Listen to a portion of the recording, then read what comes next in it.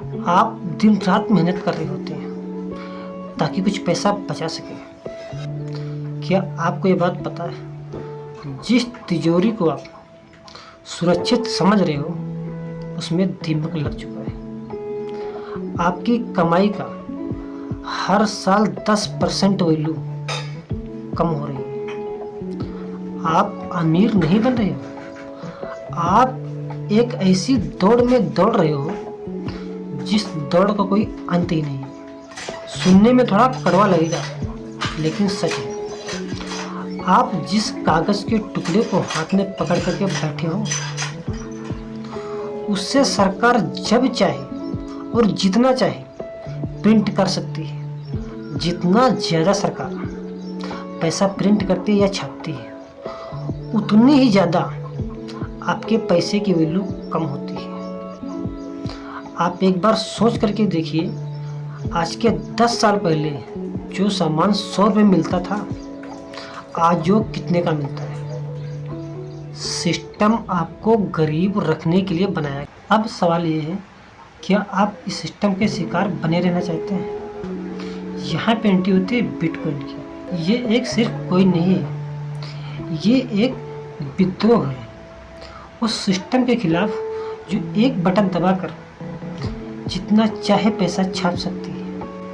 आप सोचिए, जिसकी सप्लाई लिमिटेड होगी, जो दुनिया में रेयर होगा, उसकी कीमत कहाँ जाएगी आप सोच भी नहीं सकते।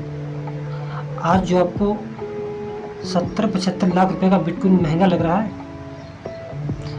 आप सोचो जब ये कई करोड़ों में होगा तब आपको क्या लगेगा। आज आप इसे इग्नोर कर सकते हो, जैसे लोगों ने 90 के दशक में इंटरनेट को किया था और 2008 में यूट्यूब को किया। आप देख रहे हो हर घर में यूट्यूब क्रिएटर है, लेकिन जो मज़ा तब था वो मज़ा अब नहीं है। अब यूट्यूब पे अपनी जगह बनाना बहुत मुश्किल है, कंपटीशन बहुत ज़्यादा है। इसीलिए कहते हैं जो लोग नज़रअंदाज कर रहे हैं बिटकॉइन को, आज एक दिन उनके पास पछतावे किसी और कुछ नहीं होगा। चलिए आज हम और आप मिल करके एक सच का सामना करते हैं। आप बिटकॉइन से क्यों डरते हो? किसी दोस्त ने कह दिया कि बिटकॉइन मत खरीदो, रिस्की है, ये बबल है, कभी फूट जाएगा। किसी घर के बड़े ने कह दिया ये क्या काम कर रहा है, ये कोई पैसा है, बिटकॉइन भी कोई चीज़ है, इसकी तो बात कर रहा है। यही डर है ना। रिस्क की तो नौकरी भी है जो कभी भी जा सकती है। रिस्क तो उसमें भी है जब आप घर से निकलते हो और बाइक पे बैठते हो, क्या रिस्क नहीं है? वहाँ पर भी रिस्क है। कहाँ नहीं रिस्क है मेरे को ये बताइए। हर जगह रिस्क है। वो अलग बात है कि आप जहाँ जो काम आप करते हो रिस्क वाला, वो उतनी समझदारी से आप समझते नहीं हो कि रिस्क यहाँ पर भी है, वो एक अलग बात है। लेकिन रिस्क है। अब ये मत समझो कि रिस्क कहाँ नहीं, रिस्क हर जगह रिस्क है। जिस बैंक में आपकी गड्डियाँ पड़ी है ना, वो बैंक भी कब डूब जाएगा आपको नहीं पता है, वहाँ पर भी रिस्क है। एक्चुअली है क्या, हम और आप जिस चीज़ में रहने लगते हैं, जो काम डेली करने लगते हैं, जिस चीज़ की बातें हमारे सोसाइटी में होती नहीं है, वो चीज़ हमको कॉमन लगने लगती है, वो रिस्क हमको कॉमन लगने लगता है। लेकिन इसका मतलब ये नहीं कि वहाँ पे रिस्क नहीं है। असली जो डर है वो है रिग्रेट, पछतावा।